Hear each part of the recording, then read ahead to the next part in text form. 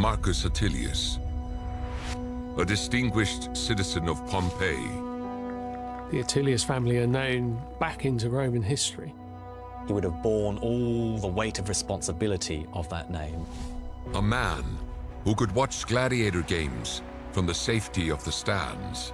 Marcus may have been attracted to this life. The crowd screaming your name in the arena. Everything changes when he throws away his comfortable life to step into the arena, choosing to risk his life to fight as a gladiator. Why would a free man sign up to be a gladiator and face death? This is no different than the army.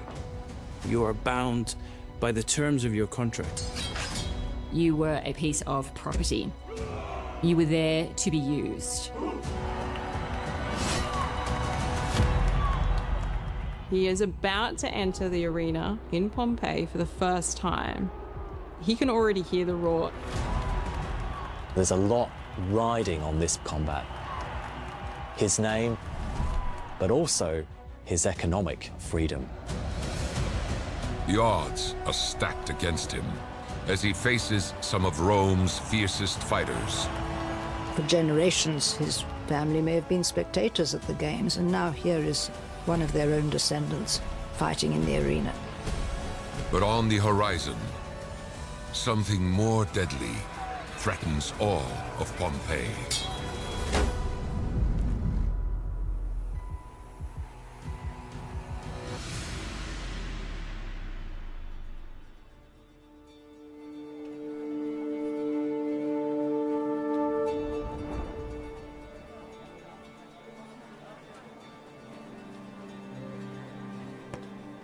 Pompeii is quite a different place to Rome.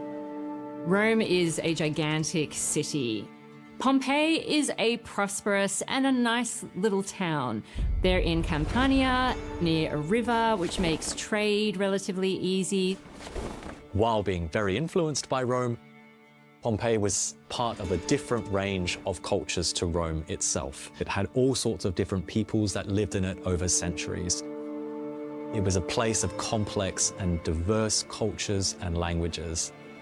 A pretty nice place to be, but certainly nothing compared to the scale or the grandeur of Rome. Rome used to be a small city-state, but over the centuries, it has expanded its reach across Italy, asserting control over its neighbors. In 89 BCE, Pompeii was conquered and it became a Roman colony. There are more Romans within the city, and the Romans are now in serious power within that city. The Romans had established themselves in Pompeii. They set about building Italy's first stone amphitheater for gladiatorial combat.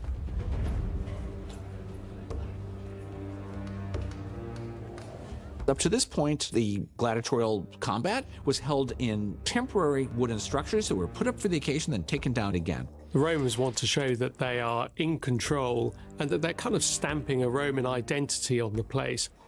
And an amphitheatre was a really powerful way of doing that.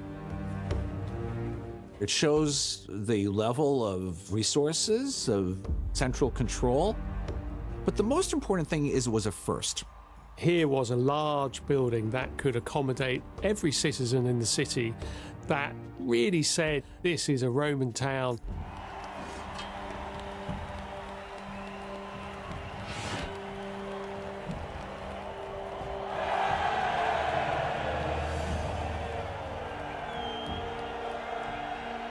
Following the declaration of Pompeii as a Roman colony, retired Roman veterans and their families are moved into Pompeii.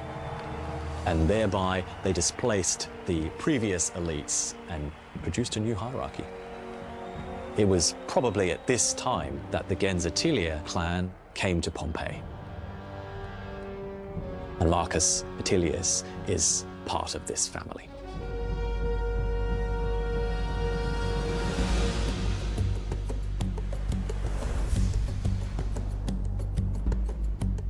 Marcus Attilius is a free man, and we can tell that by his name. Marcus Attilius had a very old name. The gens Attilia was ancient. The Romans thought names had a religious, sacred quality to them. He would have borne all the history, all the weight of responsibility of that name. For generations, his family may have been spectators at the games. As a free man of the Roman Empire, Marcus Attilius likely enjoys the privileges of status, comfort, and wealth, and seats to Pompey's gladiator games, where society's lowest fight for the entertainment of the people. Most gladiators are enslaved. They have no choice. They are legally treated as objects, commodities. Their only value is related to the worth they would have as an enslaved individual. Status was everything for the Romans. Gladiators, like sex workers and actors, were deemed to be of low status in Roman society.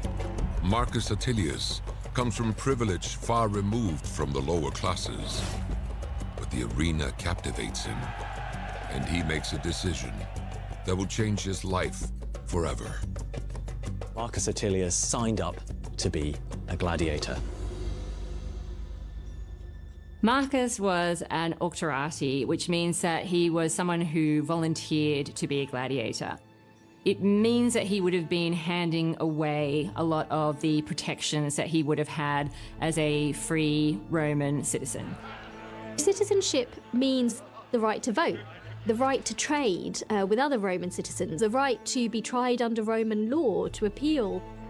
To be a free man in Rome is to enjoy all the perks of being Roman. To sign it away to become a gladiator had a great impact on your life. A free person was to register that he was signing over and becoming a gladiator. So there's an official level of bureaucracy that has to be satisfied for him to become a gladiator. And you are making a contract. You're going to be trained, fed, and clothed, so there's an investment in that. And you have to pay back the investment by, of course, fighting. Generally speaking, you were a piece of property. You were there to be used. Technically, they become a slave when they become a gladiator, but they can win their freedom in the arena. They can buy their freedom if they earn enough. They can serve out their contract. Gladiator schools were always on the lookout for talent. They wanted powerful physiques with strong spirits who might thrive in the tense atmosphere of the arena. And so there were people who were probably in pretty desperate situations who would become gladiators because of the financial rewards that were possible. This was a way of buying out your debtors. It's unexpected, perhaps, that you would think about enslaved people making their own money, but in the ancient Roman world, they could. For each fight, we know that gladiators would have received not just a palm branch for victory, but also a financial reward as well. So a free gladiator receives a third of the money, and an enslaved gladiator received a quarter of the money. We can imagine that Marcus Attilius, a free man, might have had debts to pay off.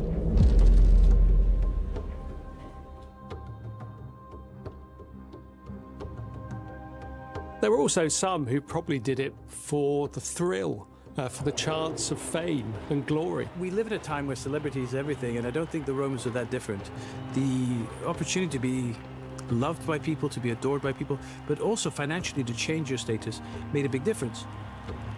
Marcus may have been attracted to this life because it seemed like it was a glamorous existence, perhaps. The crowd screaming your name in the arena and being able to become famous on a level that I think would have been difficult for a lot of other people in ancient Rome. Gladiators were sex symbols. They're attractive, muscular young men. To get involved in the technicalities of how you engage physically with your body with other men. That's so masculine from a Roman perspective. Ultimately, they were people who faced death. So there becomes a great mythology that surrounds gladiators. The fact that their blood could heal, their sweat was a potent aphrodisiac. Not just the prowess in the arena seems to have set hearts aflutter, but also the scars of gladiators and their wounds seems to have been a turn-on, as it were. There is an elite Roman woman that we hear of who's willing to throw away everything that she had and sail off into the sunset with her gladiator. He's been wounded too many times. Having to work as a gladiator has really taken its toll on him physically, and so she can't see it because he's a gladiator and just so sexually appealing. A second or third born son might see this as a way to make themselves prominent, to show their virility, if you will. Romans like to think of themselves as martial, military, disciplined men, and so being a gladiator, he would train in those values, he would personify those values. There is some respect for that, even when the idea is that socially it's unacceptable to hang out with these people.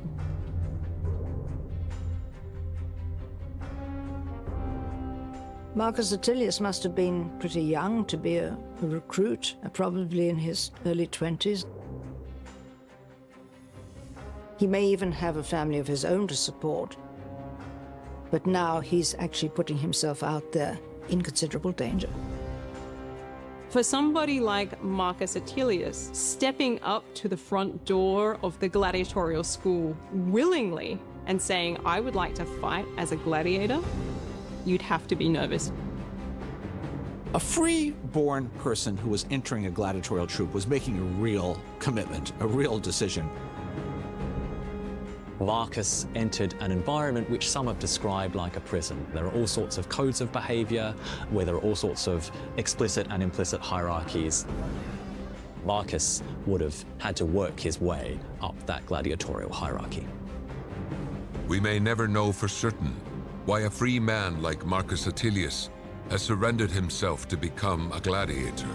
Perhaps debts have driven his choice, but now one thing is clear. His option is either to fight and survive or to die.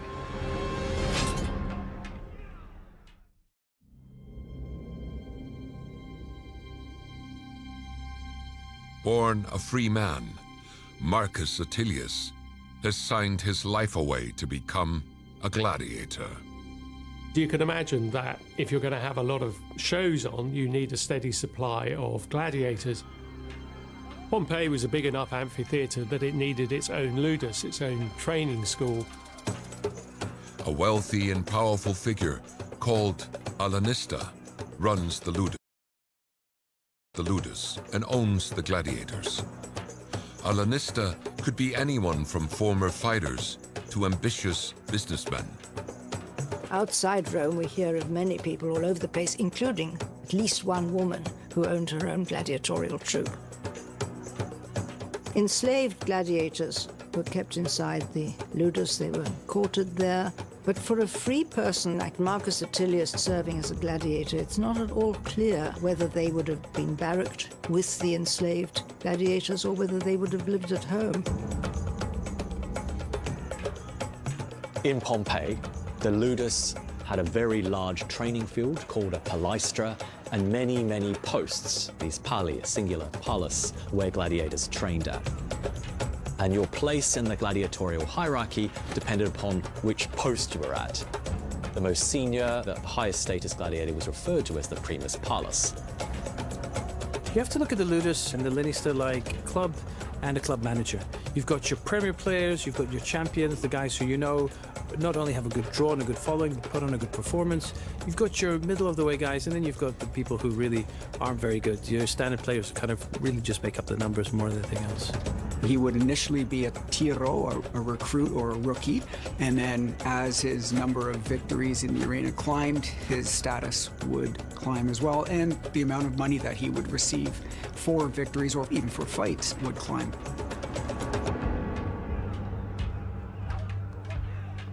Marcus will have been trained in general strength, were sometimes called hordearii, barley men, because they ate so much food. And that was all about building up muscle. He will also have acquired technical skill, how to use the weapons that he was going to be an expert in. you're using wooden weapons because you want to make sure as a lanista that your gladiators aren't damaging themselves before the fight and thus need to be replaced. And then after that, you would have had steel dulled weapons so that you got the correct techniques, but also you got used to the actual weapon you're going to be using in the arena. He would become a specific type of gladiator. Probably physique as much as anything that determined what type of gladiator you became. You underwent a medical, and this comes from a Greek tradition of choosing athletes by their physiques. So according to the physique that you had, were you tall and slender, athletic, you'd make a good retiarius. Were you bulky and mean and physically imposing, you'd make a good murmillo or maybe a secutor. So Marcus is a murmillo. They're named after this type of fish that went on the helmet that they wore. We have to remember that Marcus was born a free man and had a different upbringing and different nutrition, I should guess, than someone who had long spent their life in slavery. This meant that he had to learn to fight in a very particular style. Each style of fighter had their own trainer. Murmillo are fighting with a shield and a sword. They're quite heavily protected. Marcus Attilius would have had an arm protector on his right arm, his sword arm. And on the left leg, he would have had a leg protector with a greave. And so as he stepped forward under his shield, that leg would have been protected.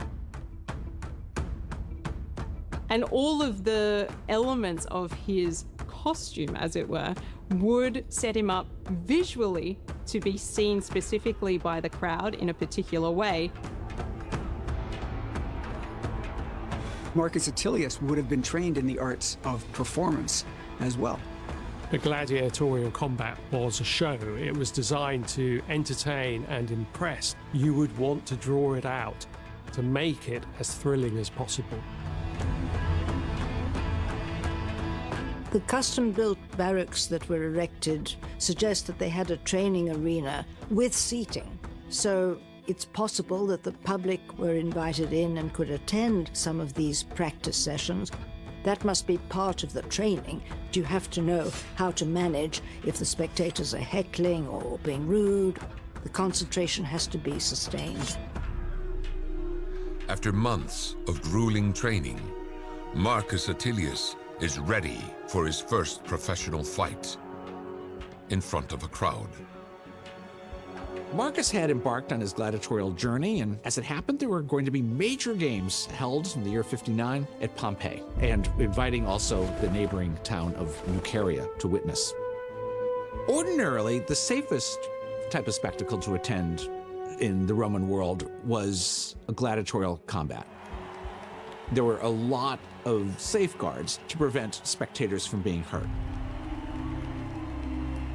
People were emotionally invested in the games. They were very passionate about them in antiquity.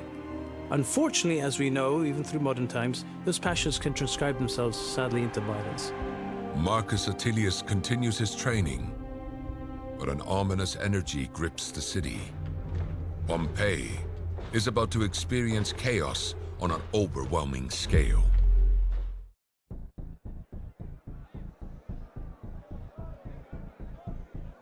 We can imagine it was a hot day in Pompeii. The sails were out. This was a big awning that spread out over the amphitheater, which would only be used for the hottest days and also the most expensive and most lavish games.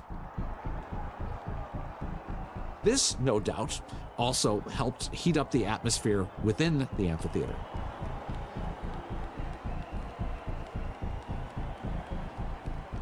At the games held in Pompeii in 59 CE, there's a big crowd, but they're not only Pompeians, they also come from the nearby town of Nuceria.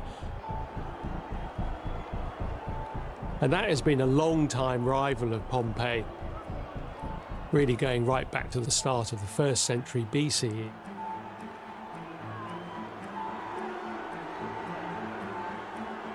They start sort of insulting each other, just throwing taunts. The insults turn to stone throwing, and then knives are drawn. Pretty soon, it degenerated into open violence.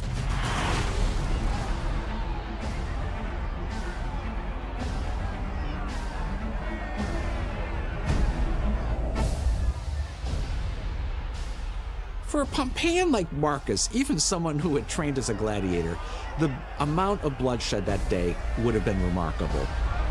And the reason, because it was not just in the arena and indiscriminate slaughter, but it was outside the walls of the amphitheater itself. Far beyond the sand of the central stage. It's spread out into the city, even into the gladiatorial barracks next door.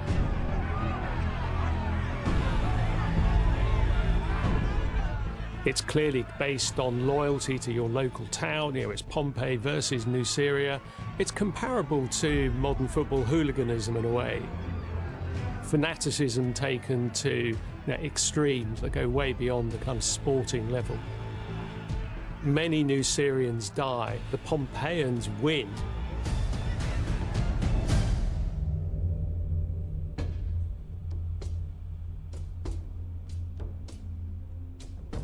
The games are abandoned, and the gladiators are sent back to their barracks.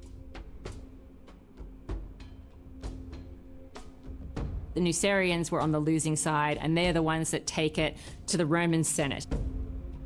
This is not normal business for Pompeii. They would usually have been taking care of their own business as much as possible. The authorities in Rome don't like disorder. They don't like this riot that's happened. It ended up getting the Emperor Nero involved. It was viewed as absolutely extraordinary. It was breaking the fourth wall, so to speak, in a way that shocked the entire Roman world. And in response, they banned the games in Pompeii for 10 years.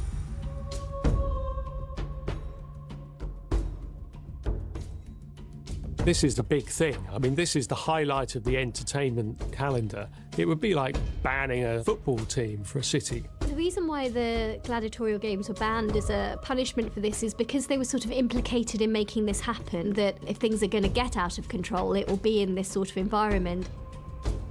The Romans took this incredibly seriously. That is not something that they would impose lightly, taking away people's games. With the games banned, the future of the gladiators in the ludus is uncertain. They can neither fight nor earn their share of the coveted prize money. Yet the insatiable thirst for gladiatorial combat remains. Banning the games is a big thing, but the ban is not enforced. The appetite for gladiatorial combat was just too great to suppress.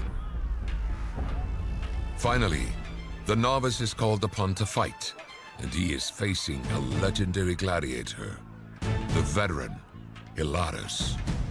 Not only was Hilarus a great victor, but he was a member of a very well-established gladiatorial troupe.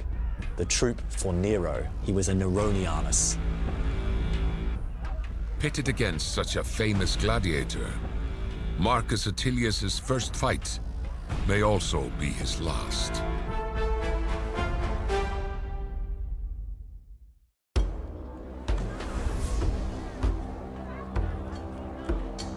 The games were a high point in the rhythm of a city, and so there must have been a lot of excitement generated on days when they were going to occur.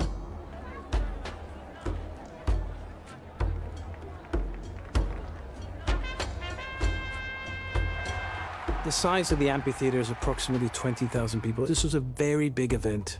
This is probably bigger than the population of Pompeii itself, so it shows how people are coming in from the countryside and from nearby towns. The crowd is at capacity. One of the most famous gladiators of the period, Hilarus, is on board to fight. And if you've got a headline act, like somebody who is the favorite of the emperor, that's a spectacle you definitely want to see. There's a lot riding on this particular combat for Marcus.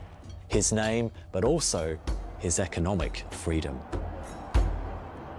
So he's waiting in anticipation backstage for the very first combat of his career.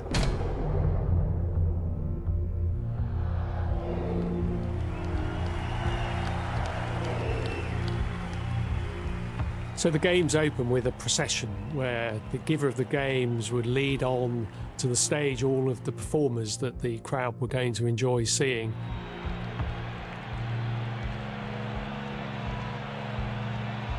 At some place like Pompeii, a display of 30 pairs of gladiators would have been viewed as large. The gladiators would warm up dancing or shaking their weapons. Perhaps they offer challenges to their coming opponents. And you'd also have little displays where they would test the sharpness of the weapons that the gladiators were going to fight with. And just accentuate the danger that the gladiator was facing. How brave are these men? They're going to use something that can cut a cantaloupe in half and fight each other with it. Having demonstrated the deadly edges of their weapons, the fighters head backstage so the day's spectacle can truly begin. There was a rhythm to the day, obviously, to manipulate the emotions of the crowd, and it usually started off with beast fights. Countless beasts are killed for the crowd's amusement. The arena is a place of brutality and bloodshed. And later, when the gladiators enter the arena, survival will not be guaranteed. The best estimate is that there was about a 1 in 10 chance that a gladiator would actually die as a result of a gladiatorial fight. Gladiators were too expensive to squander. There was too much that went into their training, and there was also too much potential revenue that could be generated from their prowess. It could never get too out of control because the entire economy of the activity would collapse. There would have been referees. The referees called a summa rudius. So there are rules that govern these combats as well. There are standards of behavior between gladiators. They can submit ad digitum as soon as they're wounded, or if they think that they need to surrender, they hold up a finger, they show that to the referee, and the referee then stops the fight.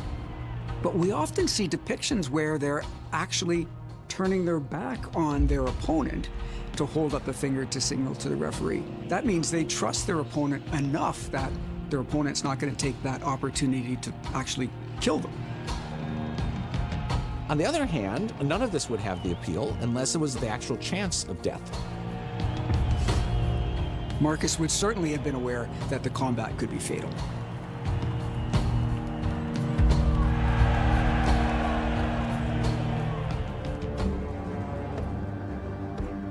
The climax, as it were, it came after lunch when the professional gladiators entered. And this would have been really the culmination of the entire day's activities, what everyone was looking forward to. Marcus is still waiting in the wings for his time to appear in the arena. Marcus Attilius has likely spent the day in suspense, counting down the hours till his own brutal debut against experienced opponent Hilarus. You can imagine that he's putting on his armor, he's trying to warm himself up, really trying to get in focus. Probably praying to the gods. Marcus Attilius is probably not far away from his opponent. There's not that much room backstage. Hilarus is part of the Emperor's own team. This is a very prestigious school, it's a prestigious team. They will have traveled throughout the empire, they will have done fights. He's obviously got a great career, he's a veteranus. He's already won 12 out of his 13 fights. They're probably trying to out-psych each other a bit, or out-stare each other. And they're trying to sort of really cut that out and focus on the job in hand.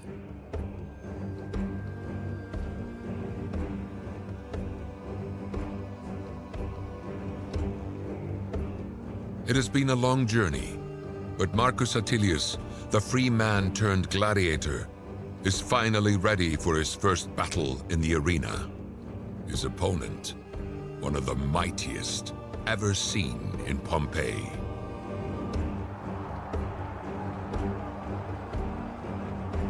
In the tunnels is quite dark, and then you walk into the sun and it's almost blinding for a minute.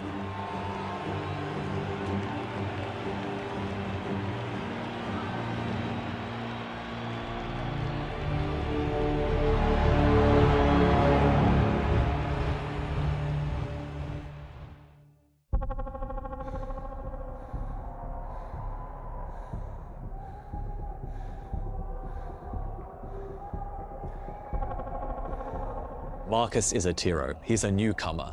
Even though he's strong and able, this is his first fight, and he's facing a well-known veteran, Hilaris. He is full of anticipation and full of anxiety that this might be the day of his death.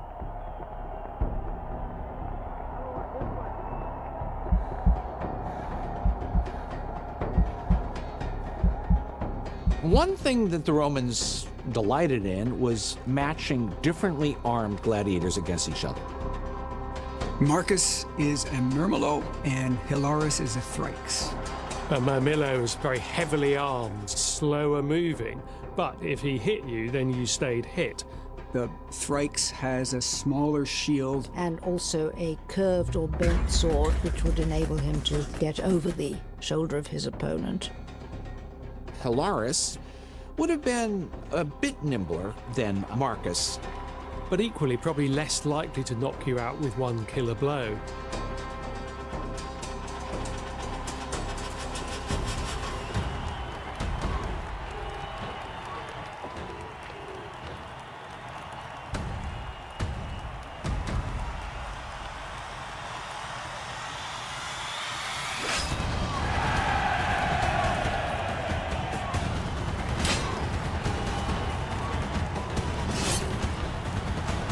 with each strike at Marcus, well, the crowd roars.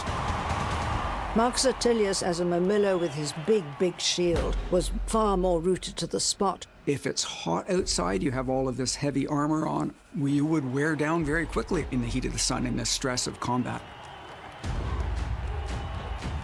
Marcus Attilius must have been much more still and try and turn to track where his opponent was going around the arena. The fight itself was certainly not some sort of brawl. It's very skillful and it's often described as being quite elegant. The orchestration of a fight must have been partly choreographed, but partly depend very much on responses in the moment. The fighters would be using a series of strokes to try and gain an advantage over the competitor. Really wear the opponent down, find a way through their defences. It's not all about delivering one killer blow. Marcus's helmet was really big and heavy, and it's really hard to see through the visor of those helmets. He had to maintain, presumably, laser focus on his opponent.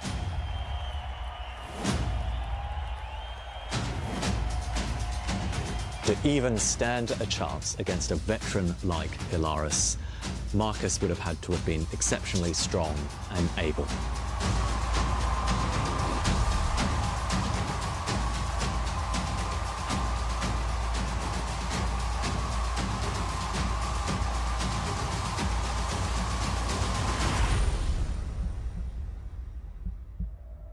Marcus delivers a crushing blow to Hilaris.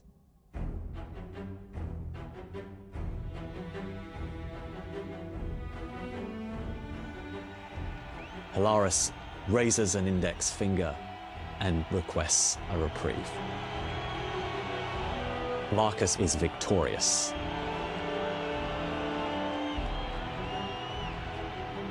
The fight is a huge upset. The champion Hilaris has lost his title to the Tiro, the novice, the upcomer, the new start, Marcus Attilius.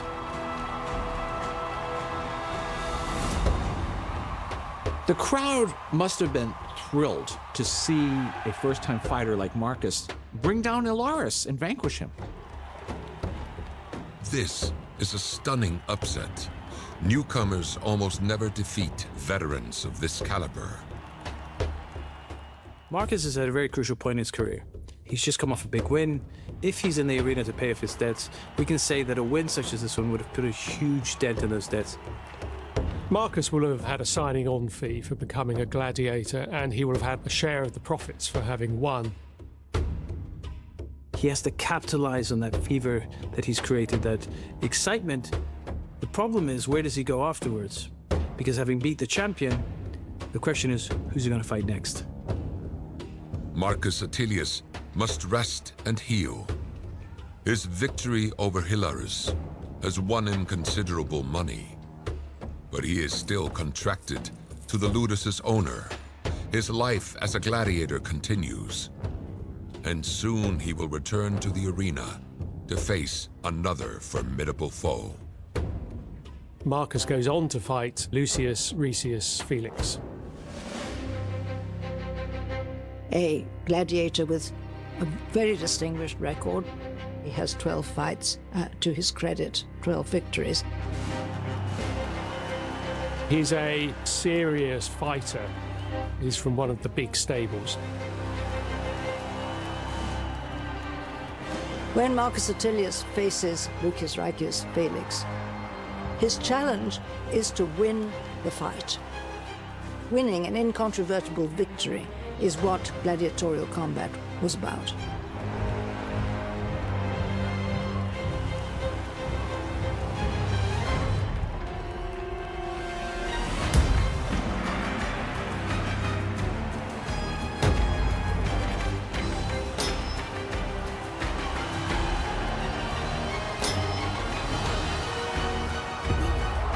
To the crowd's astonishment, Marcus wins again.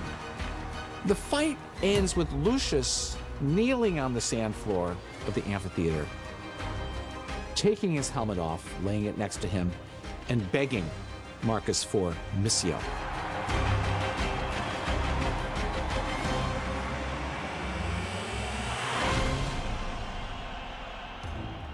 Marcus Attilius, he has made it big time as a gladiator. After just 2 fights, Marcus has secured his fame. Not only has he pulled off some remarkable victories against some remarkable foes, but this has meant that he has won his freedom and has been able to pay off his debts.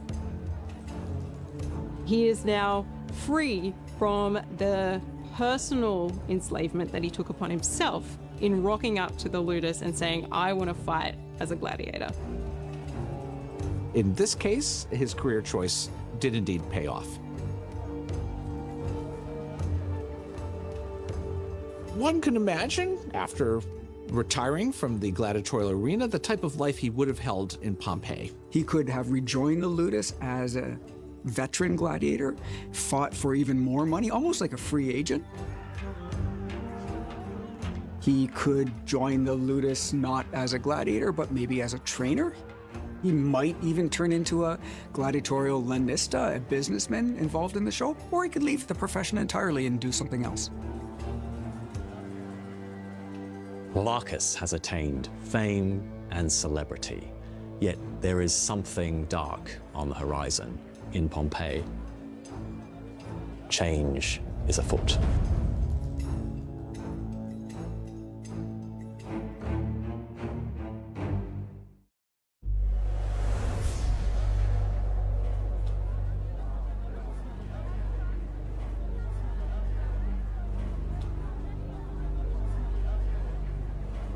Pompeii had suffered quite a serious earthquake 17 years previously in 62 AD, so they're not completely unused to the idea that there can be natural problems of living in that area.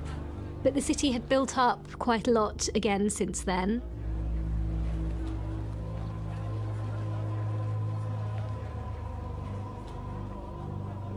Pompeii exists in the shadow of Mount Vesuvius, which is an active volcano. Whether they knew it was active or not is another question, because it hadn't erupted for quite some time.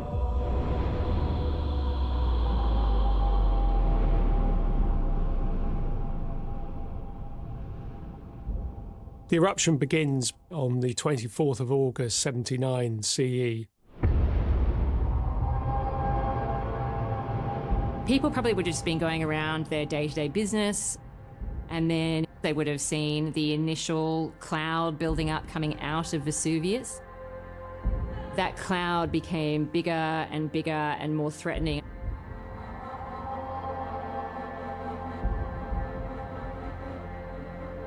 Nobody knew what an eruption would actually look like. I think to begin with, they won't have known how to react. I mean, they probably have thought that this is some sign from the gods.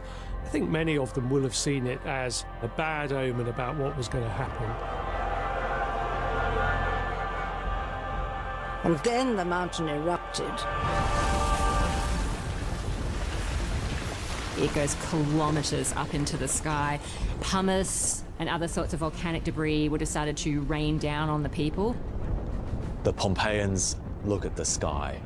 The god Vulcan is angry. Ash and fire rain down. It is apocalyptic. For someone like Marcus, who had braved the terrors of the gladiatorial amphitheater, well, this was a exponentially more terrifying sight. People were trying to escape, charging through the city, carrying what little they could with them. They tried to flee.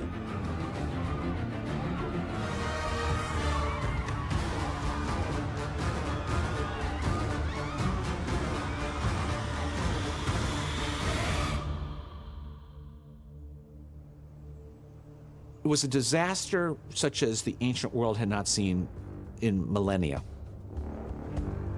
Marcus Attilius could have actually died in the eruption if he was still in Pompeii and didn't manage to escape. Vesuvius destroyed Pompeii. A thick layer of volcanic rock and ash buried the city, preserving a world frozen in time and offering rare insight into Roman life and the world of the gladiators. Because of the way that Pompeii was preserved, we have access to so much more about this society than we do have for many locations in the Roman world. It is because of the eruption that we know about Marcus Attilius. The record of him is 2 graffiti on the walls of Pompeii. And those graffiti would have long since disappeared if the city had not been destroyed in that frozen moment of the eruption. Pompeii gives us a really unique insight into Roman life. We have big buildings like the Colosseum that survive in Rome, but we don't have a snapshot into the more intimate details of daily life that you get from Pompeii. We get a completely different view of ordinary people with all their graffiti, for example, that survive. We have numbers of graffiti that are about gladiatorial fights, about fights that are going to happen. They record the results of what happened. We have some graffiti that give little pictures of gladiators that are like held up as heartthrobs or seen as particularly successful. We know about the rise in Pompeii because we have an incredible artwork that exists still today, which is an fresco of the rise. To have evidence that comes from people inscribing on the walls is quite something. What is striking is that some bones of a woman have been found in the ludus of Pompeii. It is possible that she was the owner of the ludus. She was found with quite expensive jewelry, which suggests a higher status or at least higher wealth in the community. We can see where the gladiators would have been living in Pompeii and where they would have been training. We've also found gladiatorial armor in the ruins at Pompeii. And we do have Marcus appearing in this graffiti. That's how we know about the fight that he took part in, because of the drawing of him and also the annotations that people made to the graffiti about what happened exactly in his fight. Marcus Attilius achieved greatness fighting in the amphitheater. The eruption of Vesuvius may have killed him, but it also preserved his legacy. It is how we know of the free man who became a gladiator and a hero to the people of Pompeii.